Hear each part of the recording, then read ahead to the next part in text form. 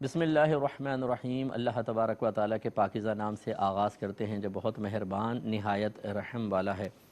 درس بخاری کا سلسلہ جاری و ساری ہے اور الحمدللہ ہم کتاب البیوع پر پہنچے تھے، یعنی اس حصہ کتاب پر کہ جہاں امام بخاری رحمۃ اللہ علیہ نے خرید و فروخت سے متعلقہ احادیث مبارکہ جمع فرمائی ہیں۔ حضرت ابن عمر رضی اللہ تعالیٰ عنہ کہتے ہیں کہ مجھے حضرت زید بن ثابت رضی اللہ تعالیٰ عنہ نے حدیث بیان کی کہ نبی کریم صلی اللہ علیہ وسلم نے عرایا کو اندازے سے فروخت کرنے کی اجازت دی ہے۔ عرایا جو ہے یہ عریہ کی جمع ہے، اور عریہ سے مراد یہ تھا کہ پہلے مثال کے طور پہ ایک شخص ہو، وہ کسی کو کہے کہ یار یہ جو میرے باغ کے 2 درخت ہیں نا، یہ آپ کو میں 2 سال کے لیے دیتا ہوں، آپ اس کا پھل کھاتے رہنا، یعنی عاریتاً کسی کو دے دیں۔ عاریتاً کا مطلب یہ ہوتا ہے کہ ہم سامنے والے کو شے کا مالک نہیں بناتے، صرف نفع کا مالک بناتے ہیں، اور اس طرح کہ اس کا عوض نہیں لینا چاہتے۔ قرض میں اور عاریت میں یہی فرق ہوتا ہے کہ قرض میں ہم شے کا مالک بناتے ہیں، وہ اس کو استعمال کرتا ہے حتیٰ کہ اس کو فنا کر دیتا ہے، پھر اس کی مثل ہمیں دیتا ہے،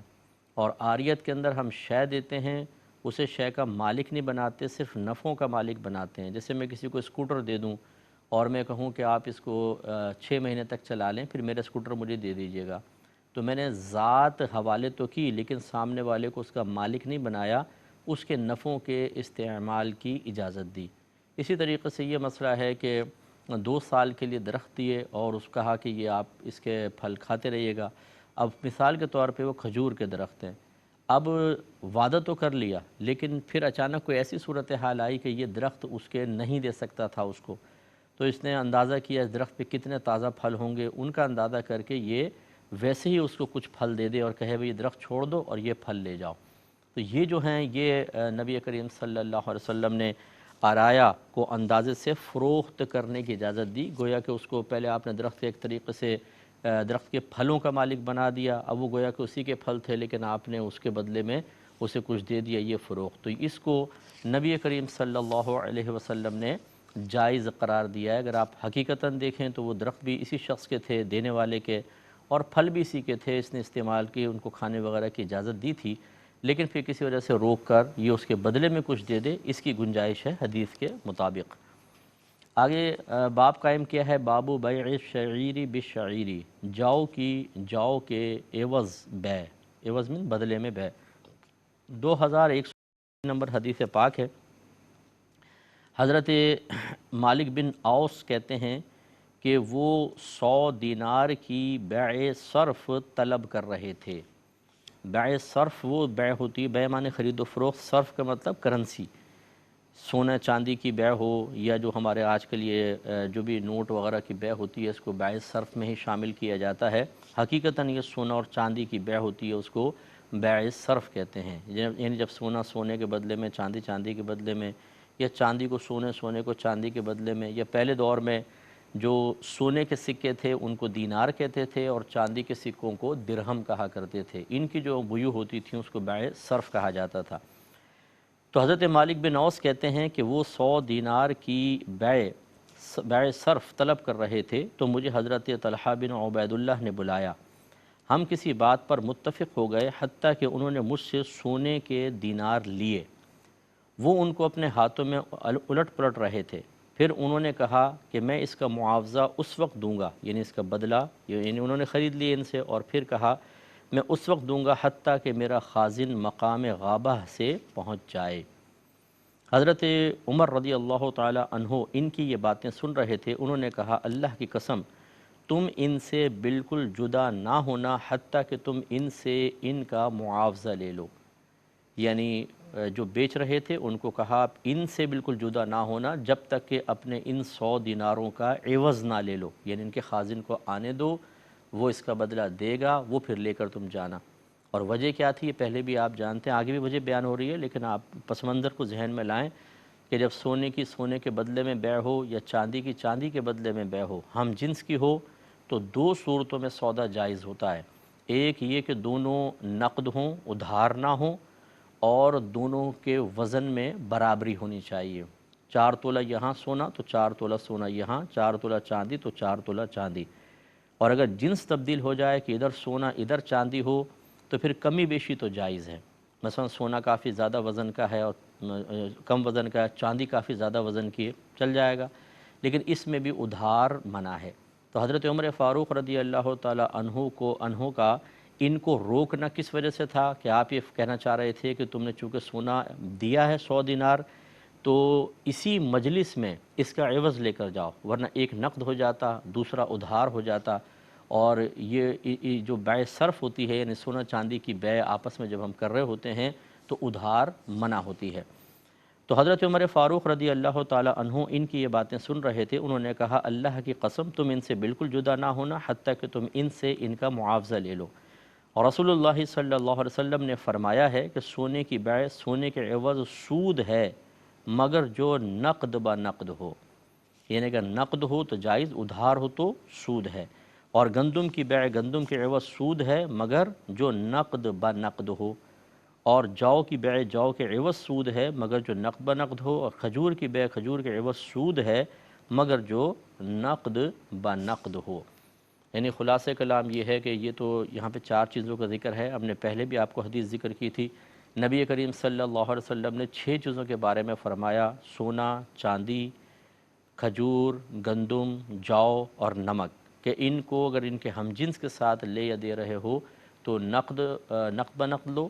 یعنی نقد ہوں اور وزن میں بالکل برابر ہوں، ان میں کمی بیشی یا ادھار حرام ہوتا ہے۔ یہ حدیثوں کا مفہوم ہے۔ تو لہٰذا یہ ہمیشہ یاد رکھیے گا کہ جو بھی چیز وزن کر کے لی دی جاتی ہے جیسے سونا چاندی، یا کسی برتن وغیرہ میں ناپ کر لی دی جاتی ہے جیسے گندم وغیرہ، تو ان میں یہ ضروری ہوتا ہے کہ اگر ہم جنس کے ساتھ اس کا عوض کر رہے ہیں تو دونوں نقد ہوں اور وزن میں برابری ہو۔ اس سے ہماری ذرا بہنیں ذرا درس حاصل کریں کہ جو بعض اوقات کسی سے سونے کے سیٹ تبدیل کر رہی ہوتی ہیں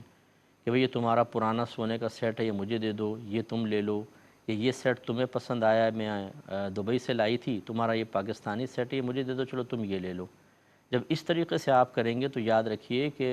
اس کی بناوٹ، اس کی جودت، اس کی کاریگری، اس کا اعتبار نہیں ہوتا، وزن کا اعتبار ہوتا ہے۔ مثال کے طور پہ ایک بہن ہیں 22 کیرٹ کا وہ ایک سیٹ بنا کے لائی ہیں دبئی سے، اور اس کا وزن ہے مثلا 10 تولہ، اور دوسری بہن کے پاس یہاں کا ایک سیٹ ہے جو 12 تولہ کا ہے۔ اب یہ دبئی کا بنا ہوا ہے اور بہت ہی خوبصورت بنا ہوا ہے، تو وہ کہتی ہیں بھئی دیکھو میں تمہارے سیٹ کے بدلے دے دیتی ہوں کیونکہ اس میں تو بہت اچھا بنا ہوا ہے، تم مجھے 12 تولہ دو اور میں تمہیں 10 تولہ کا دے دوں گی۔ اگر اس پہ راضی ہوتی ہیں تو یہ سود بنے گا کیونکہ 2 تولہ زیادہ ہے، کمی بیشی کے ساتھ نہیں ہو سکتا۔ اسی طرح سونار حضرات جو ہیں وہ بعض اوقات اس طرح کرتے ہیں کہ سونا ایک دوسرے کو بیچتے ہیں وزن کی کمی بیشی کے ساتھ، یہ جائز نہیں ہوتا، یا ادھار بیچتے ہیں۔ ایک ہوتا ہے بطور قرض دینا کہ آپ نے کسی کو سونا بطور قرض دیا، تو وہ ایک الگ چیز ہے کہ آپ قرض کے طور پہ دے سکتے ہیں، کہ جیسے آپ نے 5 تولہ سونا کسی کو دے دیا، اب جیسے بیویاں ہیں شوہر کو دیتی ہیں کہ چلو تمہیں ضرورت ہے ابھی تم استعمال کر لو، پھر 1 سال بعد مجھے واپس دینا ہوگا، یہ ہے قرض۔ اس میں پیسوں کا اعتبار نہیں ہوتا کہ اس وقت سونا کے سیٹ کتنے کا ہے اور 1 سال بعد قیمت کتنی اوپر گئی اور کتنی نیچے گئی، جتنا قرضہ لیا ہے 1 سال بعد اتنے ہی وزن کا سیٹ یا اتنے وزن کا سونا ان کو دینا ہوگا، ٹھیک ہے نا۔ لیکن ہم کر رہے ہیں بات خرید و فروخت کی، کہ جب بیع کا مسئلہ آتا ہے تو اس میں پھر ایسا نہیں ہو سکتا کہ نئے اور پرانے سونے کا ہم اعتبار کر کے وزن میں کمی بیشی کر لیں، یا بناوٹ کا اعتبار کریں کہ جی بہت اچھا بنا ہوا ہے اور یہ ایسے سادہ سا بنا ہوا ہے لیکن سادہ والے کا وزن زیادہ ہے، اس کا وزن کم ہے، تو آپ کہیں بھئی چلو ہے تو سادہ لیکن وزن تھوڑا زیادہ ہے، لیکن یہ بہت اچھا بنا ہوا ہے نا اور خوبصورت بنا ہوا ہے، اس میں بڑی کاریگری ہے، تو اگر وزن کم بھی ہے تو اس کا بدلہ کر لیں، عوض میں لے لیں، تو یہ شرعاً جائز نہیں ہوگا، یہ اچھی طرح ذہن میں رکھیں۔ اسی طرح ہر موزونی مکیلی چیز، یعنی جس کو وزن کرتے ہیں اس کو موزونی کہتے ہیں، جس کو برتن وغیرہ سے ناپتے ہیں اسے مکیلی کہا جاتا ہے۔ تو کوئی بھی موزونی مکیلی چیز کو جب ہم جنس کو آپ لیں تو 2 شرطوں کے ساتھ بیع جائز ہوتی ہے، وزن میں برابری، نقد۔ اور اگر غیر ہم جنس کے ساتھ لیتے دیتے ہیں، جیسے ایک طرف مکئی ہے دوسری طرف گندم ہے، ان کو ایک دوسرے کے ساتھ آپ بیچ رہے ہیں، تو صرف نقد کی شرط ضروری ہے، یہ ادھار نہیں ہو سکتے، وزن میں کمی بیشی کا کوئی مسئلہ نہیں ہے۔ اگلا باب دیکھتے ہیں، باب بیع الذهب بالذهب، سونے کے بدلے میں بیع۔ حدیث نمبر 2100 ہے، حضرت عبد الرحمن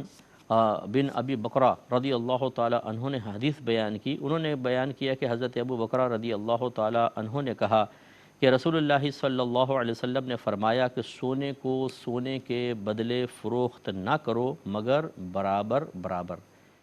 اس کا یوں ترجمہ بھی ہو سکتا ہے کہ سونے کو سونے کے بدلے فقط برابر برابر بیچو یا برابر وزن کے ساتھ ہی بیچو،